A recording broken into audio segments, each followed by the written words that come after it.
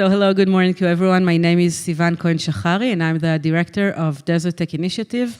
And I'm more than happy and honored to take part in this conference, and especially this session, which is going to deal with the economic side of desertification.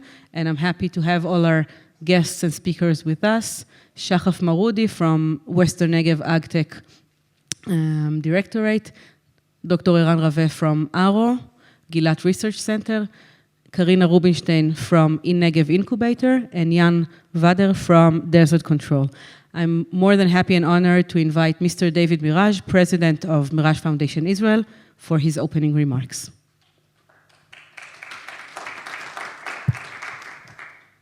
Well, good morning. It has been 20 years that we have been involved with Negev, with the idea that this is the land of Israel, and it is not on the moon. It is part of this country. First 10 years was to promote Negev and bring people from the north. I think every year we brought in somewhere around 10 to 50,000 Israelis into Negev to see them, have them experience the environment. Then after that was working with the mayors and the government to build housings and facilities.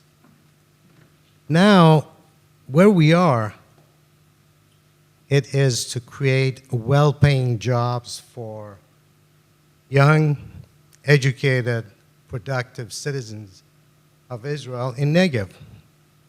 Why should people who come and work in Negev, who have so much knowledge and education, get less than the center of the country? And you do that through the assets of Negev.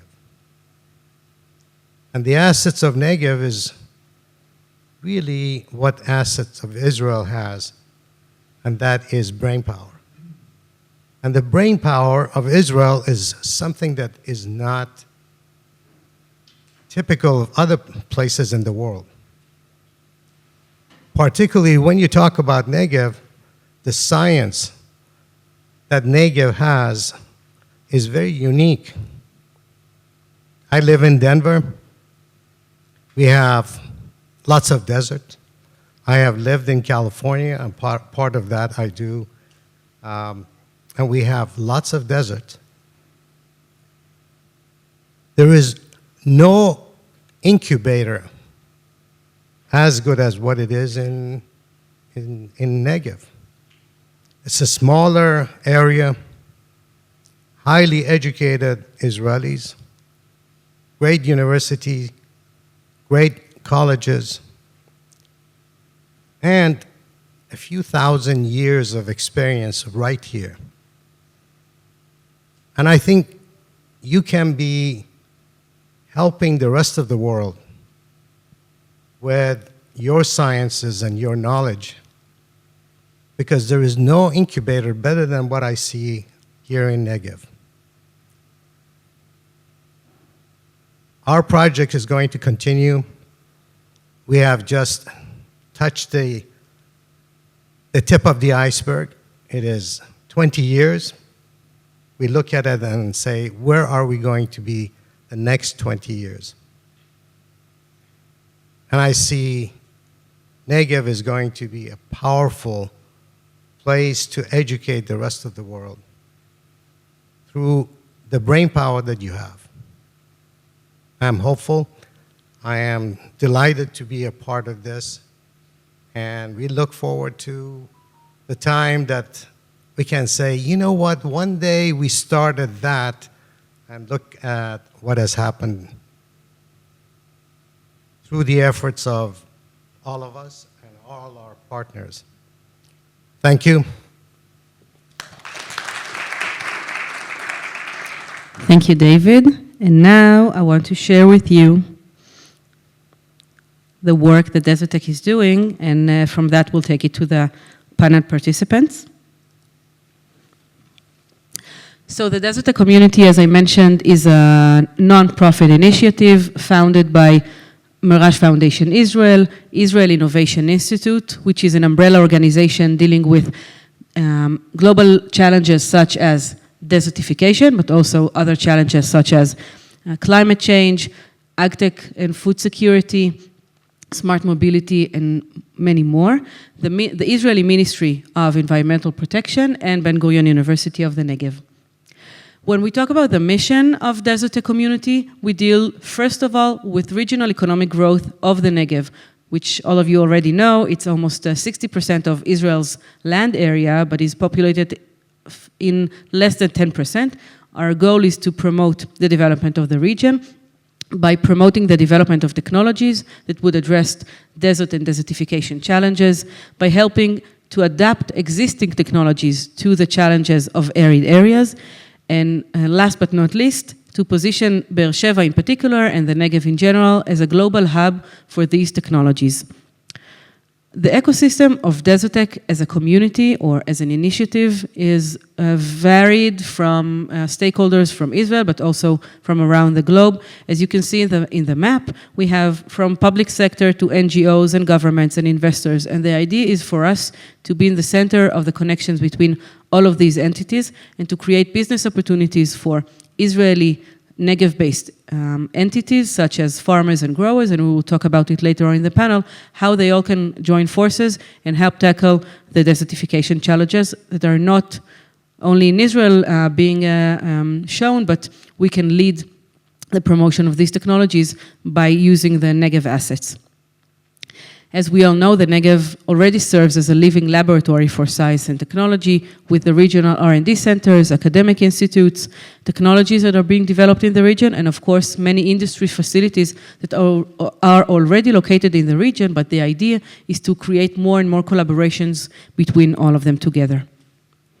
The sector of DeserTech is actually dealing with 4 main challenges, and we define them with the help of researchers from the Desert Research Institutes here, and many of them maybe sit with us today. It's extreme climate, water scarcity and availability, land degradation, and remote and marginal living. The idea behind all of these challenges is to try to find solutions for these challenges, and they could be shown in 4 main verticals: agriculture, infrastructure, water tech, and renewable energy. When we took the challenges and we took the type of solutions, we created this map that is also relevant in our website of DeserTech. And you can see different types of solutions in different types of verticals. And the idea is not that not all of these solutions are unique to desert areas or to arid areas or to areas that confront desertification. We also wish to adapt existing technologies to the needs of the globe, but that would be with the help of the Negev assets. As DeserTech, we do different types of activities to promote the collaboration and create business opportunities and eventually deals between Negev-based entities and other entities, Israeli, but not only Israelis.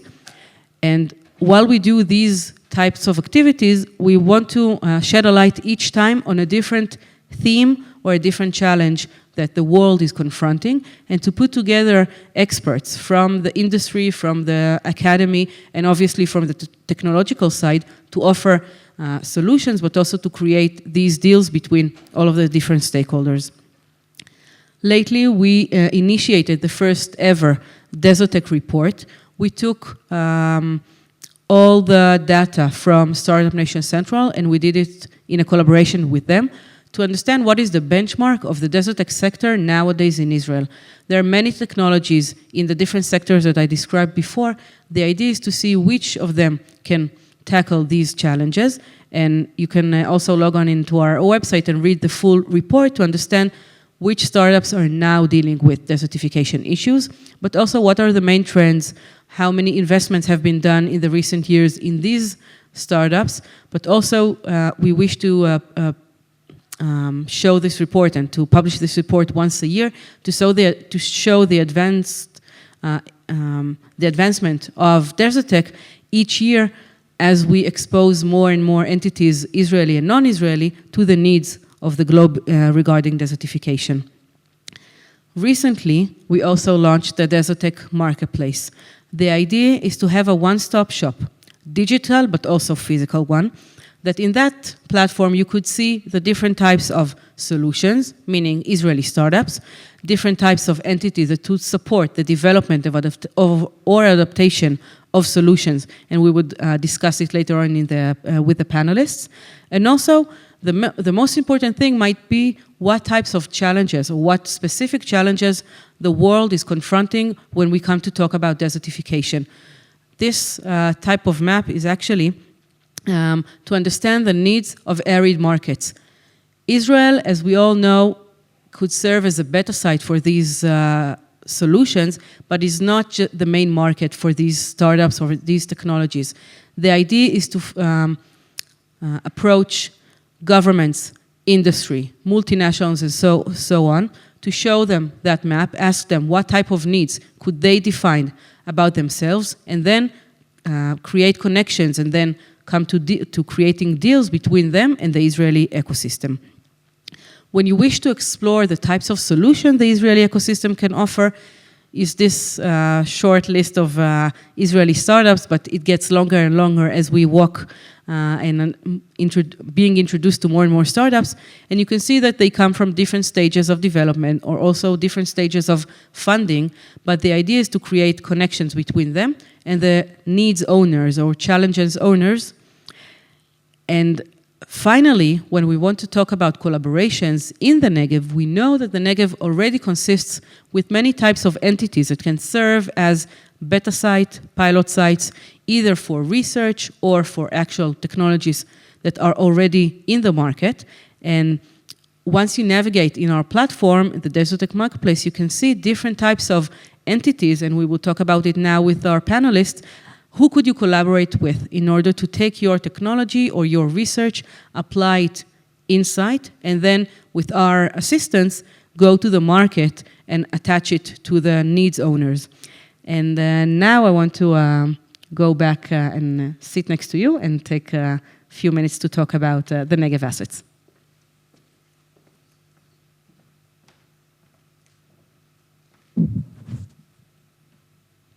Thank you. So let me begin with you, Dr. Eran Raveh. Thank you very much for joining us today. Hi, Sivan. Eran, you serve as the manager of Gilat Research Center of ARO. It's part of the Vulcani Institute. Can you please describe to us what are the roles and missions of Gilat Research Center? Okay, so first I would like to thank Karen, Merage, Nicole, and David for supporting the community here. The DeserTech community is a very important community. But especially about us, we are the southern campus of Vulcani Center, and we are in charge of research that focus on agriculture under arid condition, and to develop a solution for the problem that we got in the desert condition, as well as the education of the next generation. And we are doing it with collaboration with all the campuses around us, including Sde Boker here, that we got many students that we are sharing together, or with the colleges around us that we are teaching our scientists teaching theirs. And yesterday we start a new cycle with Bedouin students that are coming from high school to Gilat to expose them to the agriculture under DeserTech condition, which is really like a new startup to do it. It's not like what we remember from the past. So this is our mission, solution for DeserTech agriculture and education of the next generation. What kind of expertise does your team and the Research Institute in general have in terms of dealing with growing crops in arid areas or any area that is facing desertification? So we are covering all aspects of agriculture, what we call from farm to fork. We got a researcher group that focusing on fruit trees, vegetables, crops, and we got groups that work on disease, on pest control, irrigation, fertigation, and all the way down to food quality. So we are covering all the aspects. And can you share with us maybe one or two collaboration that the Institute already has with industry entities, Israeli and also from around the world? So I will give two examples. One that we got together with the technology incubator in Negev, that we got a promising startup that deal with biosensor for early detection of volatiles in storage for potatoes. And this is a startup that just, they start to support it about a year ago. This is one example. Another example is what we are doing with ICL company, that we established the Center for Fertilization and Plant Nutrition, which is called CFPN. And by this organization, we support hundreds of agricultural research. Out of them, tens of patents came out. And if today, for example, you'll go to India, you'll find out a lab that doing leaf mineral nutrition that based on the technology that was developed in this CFPN project. So you can find it everywhere. We are working with everybody. Can you maybe point out what is it? It wasn't written ahead, the question, but now that you mentioned one of the startups that you work with, what is the advantage for a young startup, an early stage startup, to work with your entity? When you are working with my scientists, actually, it's not, you are covering from all aspects of research, and we are all sitting together, eating lunch together, raise question and coming with answer. There is a lot of synergistic effect when you sit together. The same as the DeserTech community, we got it in small scale in Gilad. So you sit all together, all these 16 research group together, someone writes a question and the other guy gives the answer. So you got a lot of information by working with us. The other thing that you got is if you work with a group that belong to the Minister of Agriculture, it's like a stamp of success that someone can be sure that if we come with solution, there's someone behind it that can support it. Very interesting. Thank you so much. We would get back to you later on. Karina, I think we can take it from here. Thank you very much for joining us. Karina Rubinstein, she's the Climate Tech Venture Partner at Negev Incubator.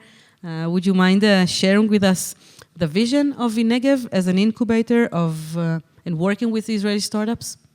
Sure. Thank you, Sivan, David, Nicole, and this hospice of the Ben Gurion College. I'm really happy to be here.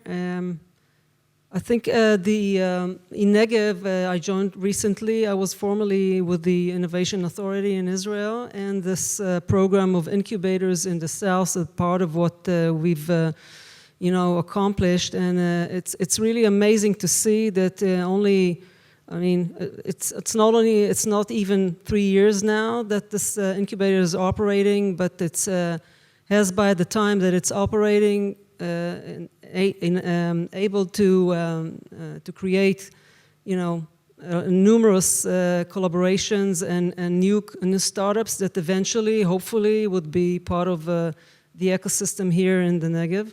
And this is highly important to create this new kind of an industry here. And Negev is actually invest in climate tech. 80% of the current portfolio is already in climate tech. We aim to increase these future investments. It's an investment incubator, but it's not only money. And Eran shared here that their expertise in Arrow and Gilat.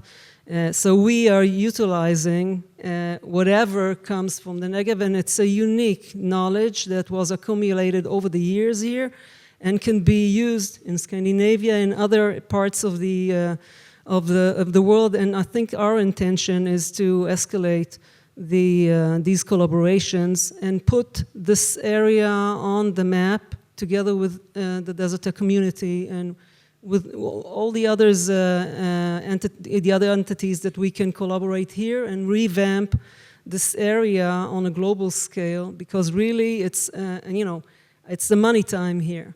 It's the money time. We all here. Should have been more people here in the audience, but I think it's crucial times here, and we are in the right spot, in the right center, with the knowledge that there is here. And we are an investment group, so we would like to see more investments in startups money-wise and with these expertise that come out of this area. Thank you. Can you share also what you see as the main trends or the main interest now in the industry, dealing with desertification issues, with whatever you're familiar with, that people could reach out to it and say, maybe I could pivot my technology to it, or even come up with a new idea? So I'll go behind desertification only. I would argue climate tech as a general maybe subject to relate to, but you see two trends. One, corporates are trying to reduce emissions, and on the other hand, corporates are trying to deal with the current situation. So, and I think, on the third aspect of it, you see, and this is a good trend, you see many entrepreneurs coming out of the high-tech industry, which was just a second ago, cyber software and such, and really have a special interest in getting into this industry now and doing good stuff. And I think, we are, again, at the right timing, joining all these forces together. I would say, it spans from, and it was mentioned here, but it spans from agro-food and food security and arid areas and so on, water, extreme weather events, forecasting, circular economy, waste management, the whole lot of it. And I think, again, this is, we have a lot to offer, and for sure we are at the right moment to do so. So, it's pouring in, these interests and needs from the industry. We would try to resonate to that, researchers and students is a kind of the right audience that we would like to approach and call to us, to come to us and be part of what we're doing. Thank you. Shahaf, we're heading to you. Yeah. So Shahaf Maroodi comes from Western Negev cluster, dealing specifically with the agrotech and the development of that cluster in the region. So thank you very much also for joining us today. Could you share with us the vision of your work? What do you wake up to every morning? Okay, so first of all, thanks again for Nicole and David for everything. When we speak about the agriculture in the Western Negev or in Israel itself, let's look back 75 years ago when there was nothing here. And I think that agriculture in Israel is innovation. Farmers in Israel is somewhere between the first to the third generation, and the meaning is many new minds getting into agriculture, many new ideas, and I see myself as a second generation in agriculture in Israel. My father was the first one who started it in the family, and the new ideas that he brought into the daily basis work were something very unique, and this is something that we see every day in our work.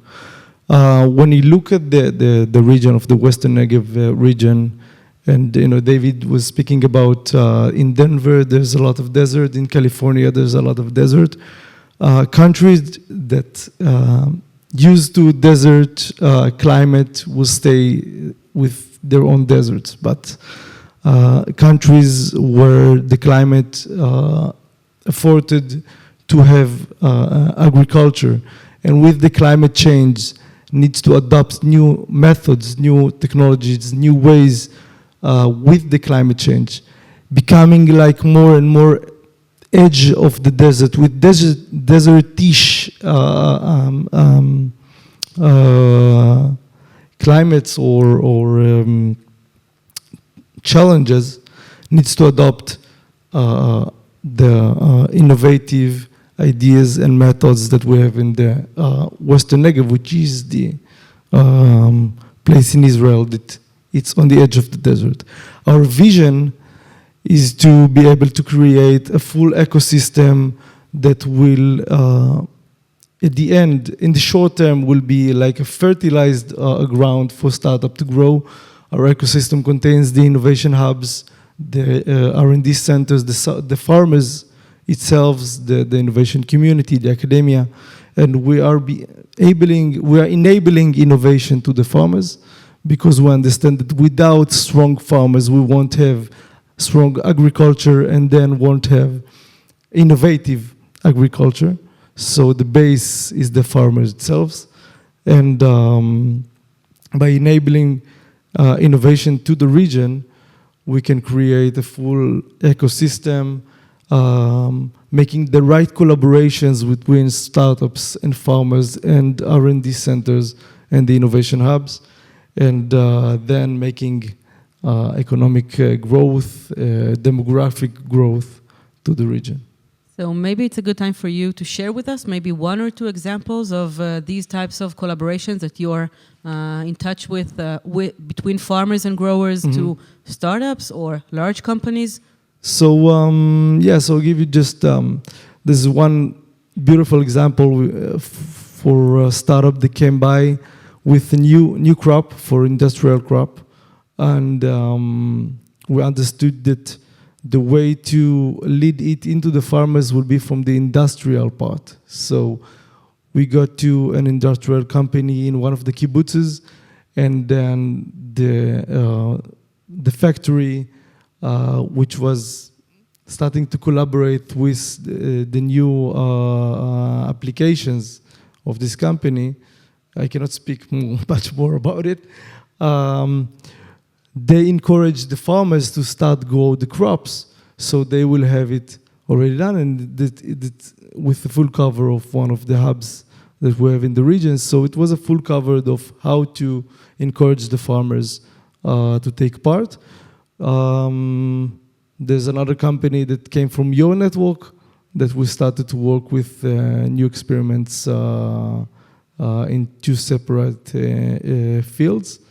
So on a daily basis, we are making right collaboration between the farmers and the entrepreneurs.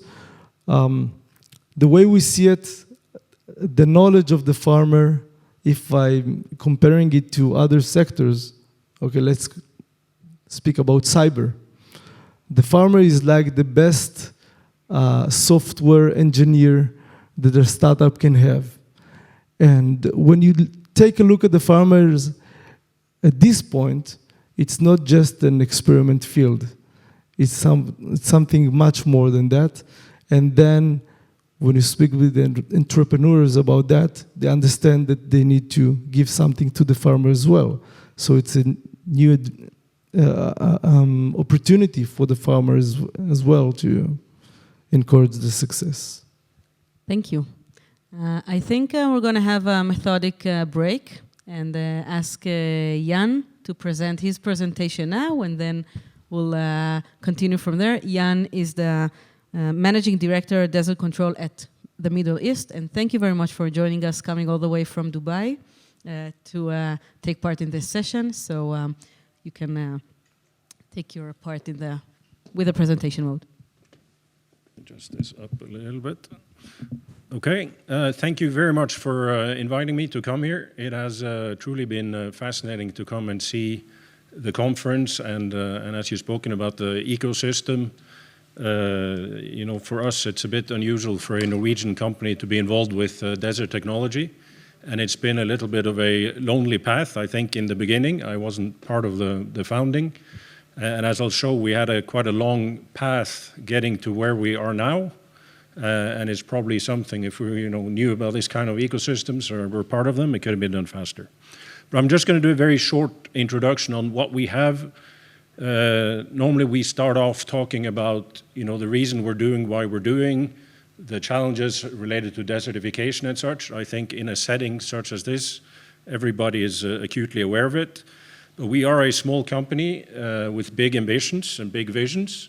So our slogan is making Earth green again. I think a vision which is shared with many of you here.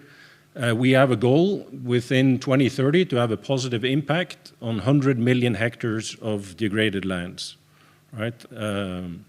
I'll talk a bit more about how we're going to do that. We are a climate smart agriculture technology company, so our focus is to combating desertification, water scarcity, and soil degradation, right? The solution that I'm gonna talk a little bit about, our main solution is liquid natural clay. Normally we like to bring a bottle, but I didn't dare take that on the airport. It looks like a coffee latte, to be honest. It is unique that it restores, protects the soil, reduces water and fertilizer usage, increases the soil health and plant productivity, right? And I'll show some examples also. So the main problem we're trying to solve, right? The challenge with any kind of irrigation, especially in sandy soil, is that most of the water you apply, be it from the rare rains or be it normally from irrigation, 85% plus of that goes straight down before the plants are able to use it, right?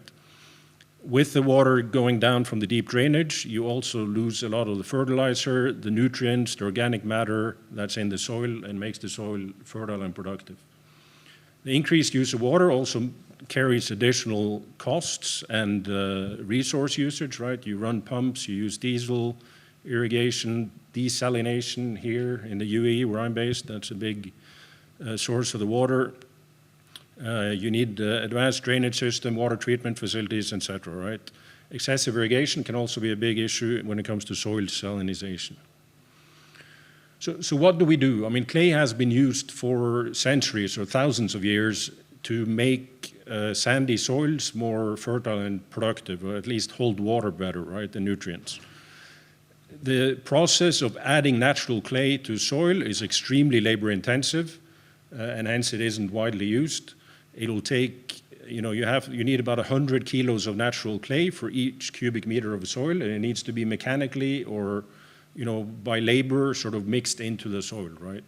And it can take years to stabilize. So what we found is a unique process whereby we use the natural minerals from clays and we mix it with water through a nano-processing mobile factory that we have. And out comes the liquid natural clay. And it is as thin as water, so we can apply it onto the soil either by spraying it through existing irrigation system, different injectors. For mature trees or date palms, we go with spears, so we get it into the root zone, right?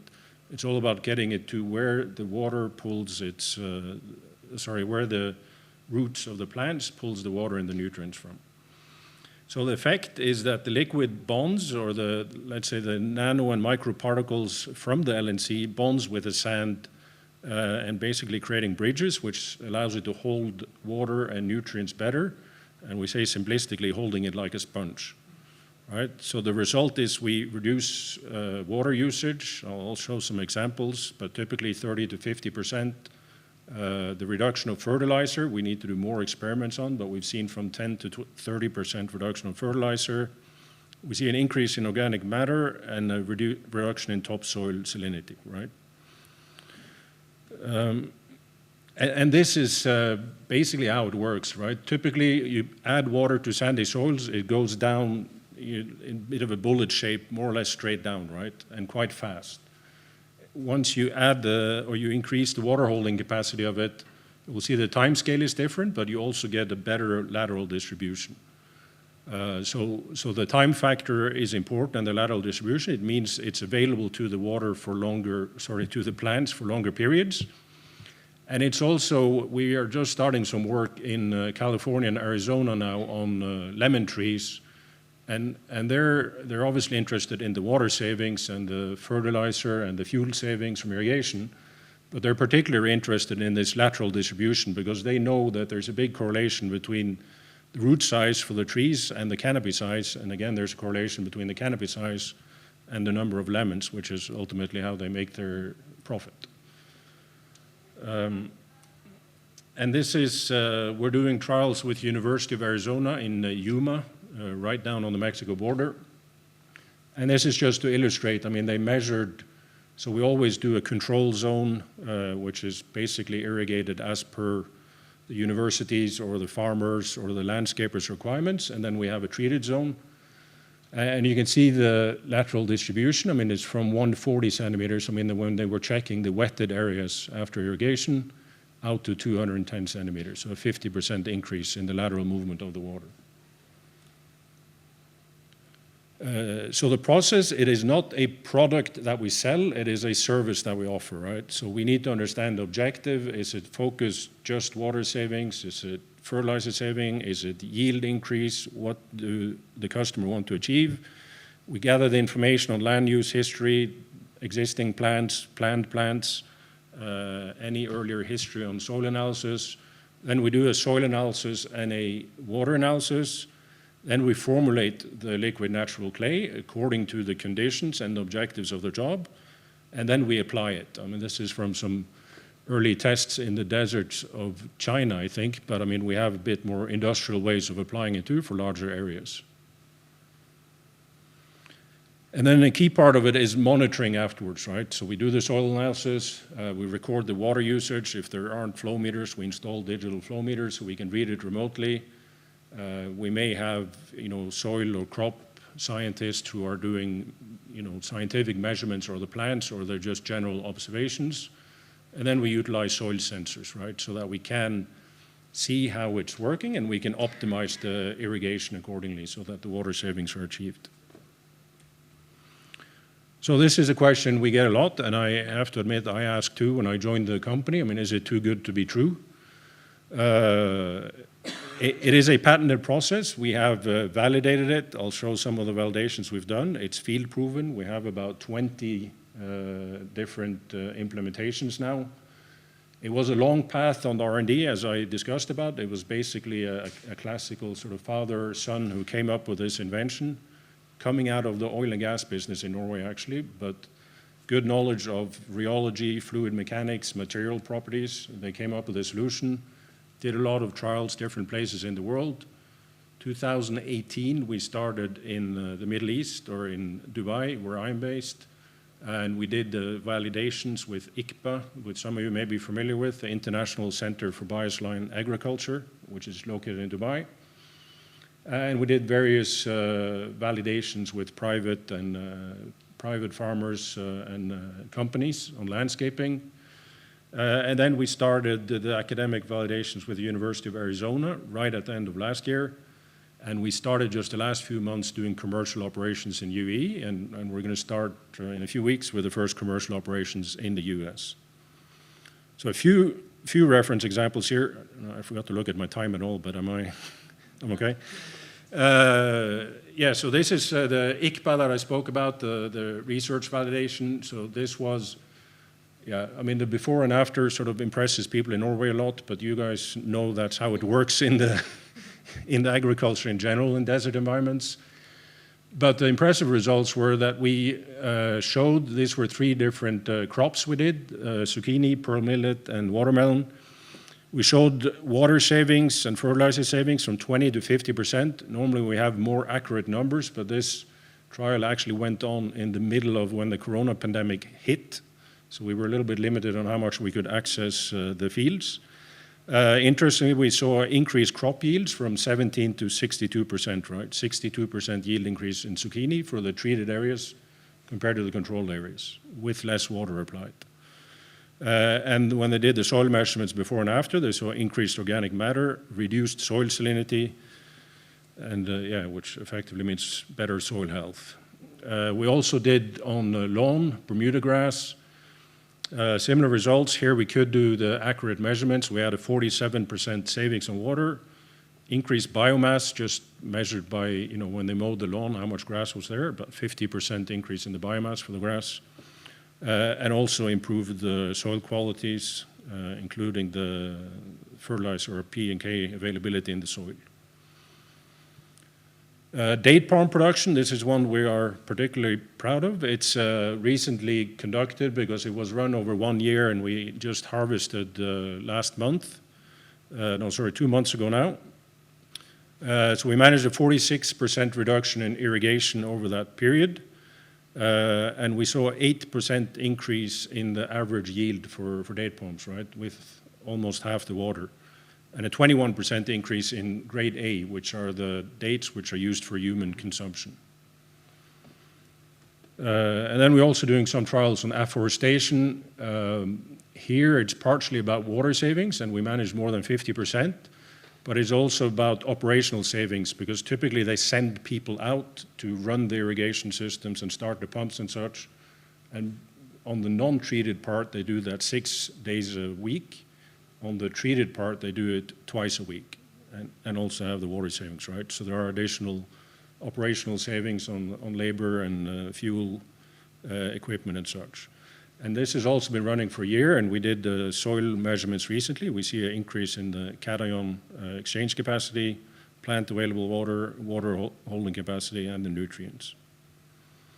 So last one, this is the one I showed a picture of earlier too. This is running with University of Arizona. This is a multi-year trial. We're into the second planting season now, so they're doing slightly different crops and doing different types of validations, but we've also seen a good reduction on the water, and here they're trying more systematic with the fertilizer savings too, and we've seen the increase in the crop quality. So we are currently in UAE in the US. We know the market, from a business point of view, I guess it's a good thing. For the world, it's not a good thing, but there's about 110 different countries now, right, which are affected by desertification and soil degradation, right? And with our sort of long-term visions of 100 million hectares, we obviously need to and want to go into to many of those, but we have to start where we're at and then build from that. Thank you. Thank you.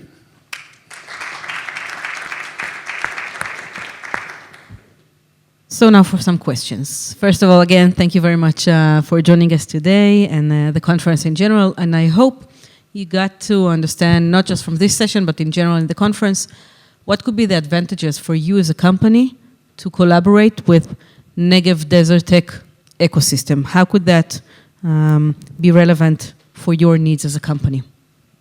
Yeah, I think if I first, I guess a little bit as I said when I started, if I do a sort of a what-if scenario, if you saw the sort of 12 years in R&D and the 4 years of validations, if we had started with something like this, I think that could have been dramatically shortened, right? For now, I think I take with me what I've seen this week. I heard about how advanced, particularly agriculture, R&D was in Israel, and we've seen some companies recently. It's a good thing. It's opening up. So some companies recently started to come into UAE, but it's been fascinating to see the depth of what's here. Actually here, which is the only place I've been so far, but then also hear that there are other clusters nearby, with similar kind of ecosystems. So I think for us now, I mean, we are where we are. We want to get to Israel also. I don't know exactly when, but obviously, leading up to that and as we enter, it would be a fantastic resource for us with somebody like DeserTech, and with some of the R&D facilities we've seen here to get involved doing local validations or further R&D. So when you come to that opportunity, how do you collaborate with R&D centers or pilot sites? What are your main needs when you approach these entities? So we had I think part of the reason that took so long early on was we had the classical inventors, and I have nothing but respect for them, but often fall into is that they sort of hold on to the my precious, right? So they didn't open up enough towards academia and collaboration, right? So that is very important for us when we go, like we went to the US, the first thing we did, we got an agreement with University of Arizona so that we do local validation, right? We are fairly confident that, as long as there's not a lot of clay in the soil, we can improve the soil dramatically and reach the kind of water savings we've seen, 30–50%. But, understandably, everybody is a bit skeptical. Everybody wants to see it work in their own environment. Everybody wants to see it validated by a third-party institution that they respect, right?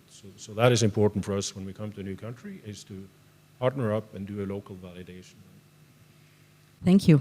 I would like now to address a general question for all of you, and then maybe just to close it later in. How can a regional ecosystem support the development, the adaptation, and commercialization of technology that address desert issues? In your opinion, how can we support all of that? I will start. First, we should recognize that we are a small community, and it's very important to know one each other. For example, in one of the meetings that you organized, there was a guy who came over to me and wanted to initiate a startup that deal with water purification using biomembranes. In Gilat, in the place that I work, we don't have anyone this is part of his expertise. Immediately, I send him over to Professor Moshe Herzberg from here, from the campus, who work with Noam, who's sitting here. And I told him, look, this is the guy that you should collaborate with. So being as a small community that know one each other, we know where to send the people, where is going to be the right place to start the project that they are working. Another example, 2 years ago, there was another startup that came over to me and want to produce tequila under the Negev condition. I told him immediately, you can do it with me. It will be the most expensive way because I'm the government, but you'll have the support of the government. You can go to the R&D in the BSOR. It's another option. It will be cheaper. And you can go to the farmers and use them as a beta site. So I gave them all the options. At the end of the day, they decided to work with Kibbutz Alumim. And right now, we got the first generation of agave for tequila that are growing near the BSOR River. So being a small community, you need to support one each other, to send people from one place to another, to help one each other. There's enough space for everybody. So this is the importance of of being part of the community, in my opinion. Thank you. Karina, please. Seriously, I'm saying at least we could get stoned of the tequila, if not anything else, you know. But truly, I mean, it's true that this is a small community and it has virtues. The opportunity here is to increase this community and make it larger and make it more impactful. The fact is that it's not known enough. It's not working for us. I mean, we need to spread the rumor, and we can do that only if we collaborate for this greater cause. Us, again, as an investment group with large industries like SodaStream and Netafim and additional industries from the area, we look to increase this investment group and bring over more investors from the global markets and more industries to be a strategic partner, design partners, whatever we can in order to help startups that reach our partners here in the ecosystem eventually have the right platform to grow. Thank you. I'm going to throw you off a little bit from what you're asking. Colorado mountains provide water to Arizona, California, Nevada, and all of that. For the past 7 years, the snow on the Colorado mountains has been minimal. And what has happened is that California, that has a very large agribusiness, is losing billions of dollars because of lack of water. And they just cannot pack their stuff and go somewhere else. And what happens is that technology has to come in. Technology that you're talking about and technology that is in Israel. We shared office in Ramat HaNegev with the research organization for about 9 years. And the research that they were doing was growing cherry tomato in Negev with kind of salty water. And the product was, the cherry tomato was, I have never tasted anything as sweet as that, as I have tasted in that organization. That idea is available to anyone. We have a problem at Merage and DeserTech. There were more people in my apartment discussing investment and interest in DeserTech than in this university, and we are sitting here. And this is an incredible field. It is not only Africa and Asia, it is Western countries and United States that is suffering from desert where there were plants growing and agriculture was growing. We really need to go back to the educational people and say there is such a tremendous opportunity over here. And Israel is the place for it. As I said, this is the greatest incubator. And we need to go in and work with the universities and work with the industries and work with partners and say, this Israel needs to become the leader of technology and bring young, educated people to find solutions for the world. We have got a lot of work to do, guys. Thank you. Shahaf, maybe? So I think that the main thing that, the main asset that we have is that we all share the same interest of creating a strong ecosystem based on agriculture in the Negev. If Israel is the startup nation, then the Negev, the Western Negev, is the Silicon Valley of technologies to agriculture. And we all share the same interest, and the collaborations in the region enable to create different and unique suits for every company, every entrepreneur, everyone that comes in and can find a variety of solutions that can help him succeed with our ecosystem. Thank you.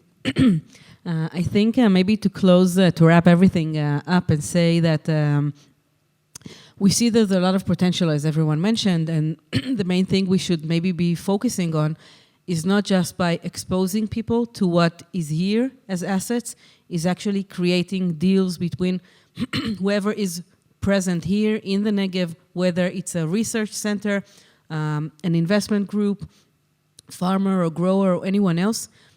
We can create a collaboration not just between ourselves, but also to call upon companies and multinationals and investors from around the globe to see what do we have to offer, and then creating these business deals, because just keeping it in the exposure manner is good, but it's not good enough. I mean, we now need to step up in the ladder and say that we have something to offer very much into the business side, but for us, maybe as DeserTech is mainly to create these collaborations and to help form these business deals, and then to see the results and the impact of it on our region, either by creating more jobs, pulling more money and more investments in these facilities so they could be more and more relevant in the years ahead, and eventually to see the prosperity of the region by attracting more and more people to live in the region and work in here to create more and more opportunities for the region. I wish to thank you all for attending the session and if there's any questions from the audience here with us, there's a mic we can share. So please, you can take the mic here so everyone could hear you. Well, I think I have a loud voice. No, it's not loud enough. The cameraman and the soundman is pointing it out to me. So there's a mic over there next to, in the front row. Please, thank you.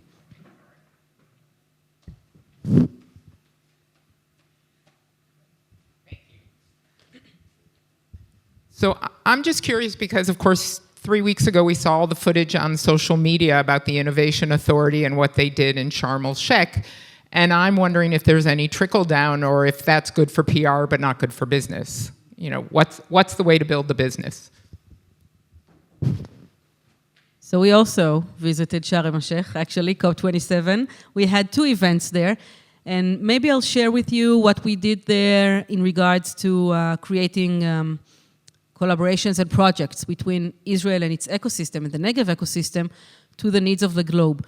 We presented there, we launched actually the project that we have with the UNCCD, with the Great Green Wall Initiative, to help stop the expansion of the Sahara Desert, with 11 countries from the sub-Sahara area at Africa. And what we are going to do as DeserTech is actually to form a needs assessment process with representatives of these 11 countries. They would come to Israel for a seminar to introduce them to all the Negev ecosystem, researchers, industry, facilities, pilot sites, and so on. Eventually, the goal of that initiative is to form project cards with African representatives, and then it would be filed to international banks of development and so on. So we can take the knowledge and the know-how from the Israeli and the Negev-based ecosystem to put that where the needs are actual, when we can see actual needs, whether it's industry or governments, and then implement Israeli solutions where it's actually needed. So while we talk, and this is what we launched over there at COP27 in the Senegal Pavillion, which is not that typical for an Israeli entity to present its initiative, not in the Israeli Pavilion, but we saw, and we still see a lot of interest in it. We have now over 80 applicants from African countries wanting to take part in that initiative, because maybe, I think, David, you mentioned it before, we may lack natural resources in Israel, or maybe in the Negev, but we have the brain resource, we have the knowledge resources that we can take it out and face and help facing the desertification challenges around Africa and other areas also. Thank you. Any other question? So I invite you to log on to our website, DeserTech.org/GIL, and look for the marketplace platform where you can find more information about the entities operating in the Negev, research, pilot sites, investment groups, and so on, to look for Israeli solutions, but also if you represent entities, facilities, whether from the industry or governmental entities that look to share with us your needs so we can create collaborations together. We invite you to do so, and thank you very much for the opportunity to present DeserTech and the Negev Assets platform, and thank you all for joining us in this session. Have a good day, and thank you so much.